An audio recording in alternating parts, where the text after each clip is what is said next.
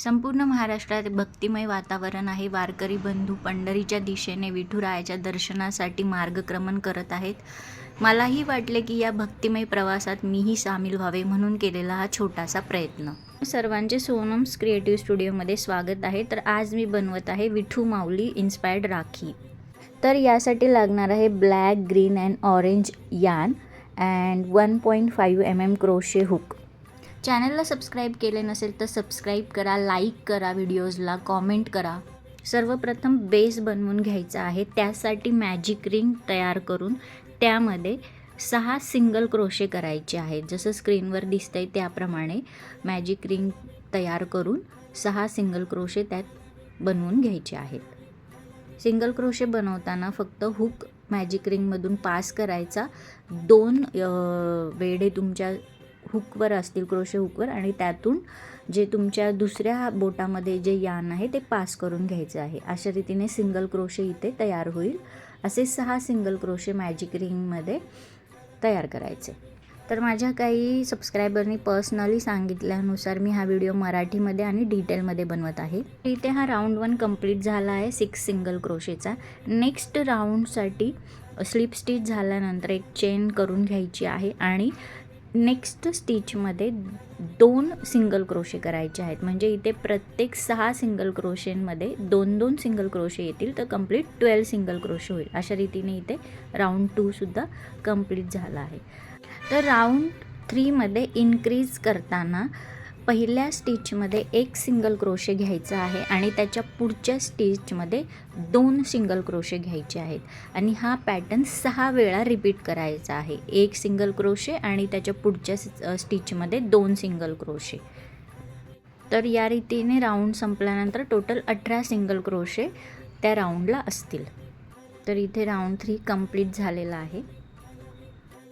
तर राऊंड 4 मध्ये परत एकदा इन्क्रीज करण्यासाठी पहिल्या 2 स्टिचमध्ये सिंगल क्रोशे येतील आणि त्याच्या पुढच्या ज्या तिसऱ्या स्टिचमध्ये 2 सिंगल क्रोशे एकाच स्टिचमध्ये येतील. 2 सिंगल क्रोशेस आणि 2 एका स्टिचमध्ये. अशा रीतीने हा राऊंड वाढवत जायचा. हा पॅटर्नसुद्धा 6 वेळा रिपीट करायचा आहे.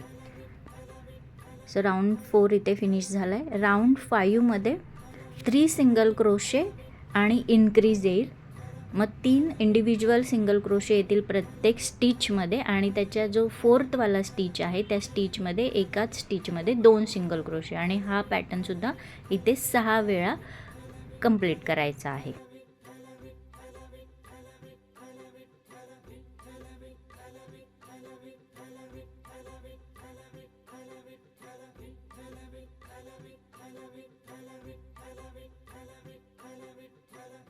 सो हा राऊंड इथे संपलेला आहे. नेक्स्ट राऊंडसाठी प्रत्येक सिंगल क्रोशेमध्ये 1 सिंगल क्रोशे घेऊन राऊंड फिनिश करायचा आहे.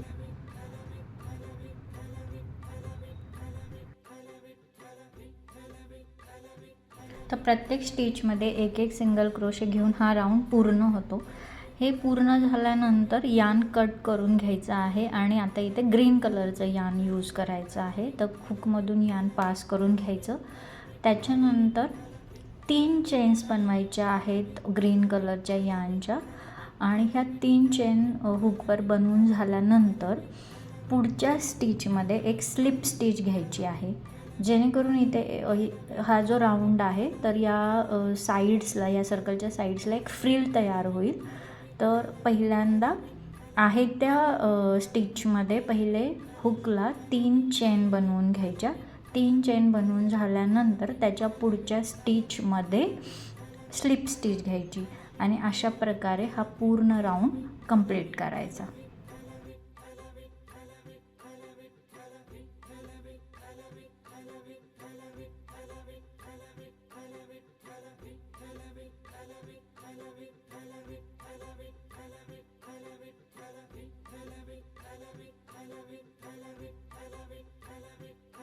तर या प्रकारे इथे हा राऊंड कंप्लीट झालेला आहे आणि बेससुद्धा कंप्लीट झालेला आहे. आता राखी बांधण्यासाठी आपल्याला एक धागा लागणार आहे.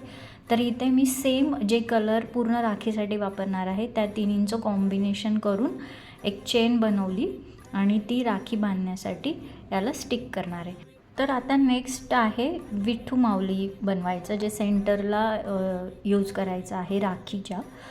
तर यासाठी मी कशा प्रकारे हे विठू माऊलीचं पूर्ण शेप तयार केलं ते आता आपण पाहूया. तर राखीच्या सेंटरला लावण्यासाठी विठू माऊलीचा मिनिएचर पॅटर्न इथे मी बनवला आहे. ॲक्च्युली हा अगदीच मिनिएचर असल्यामुळे मला ह्याचं शूटिंग करायला जमलं नाही, तर मी तुमच्यासोबत इथे पॅटर्न शेअर करणार आहे.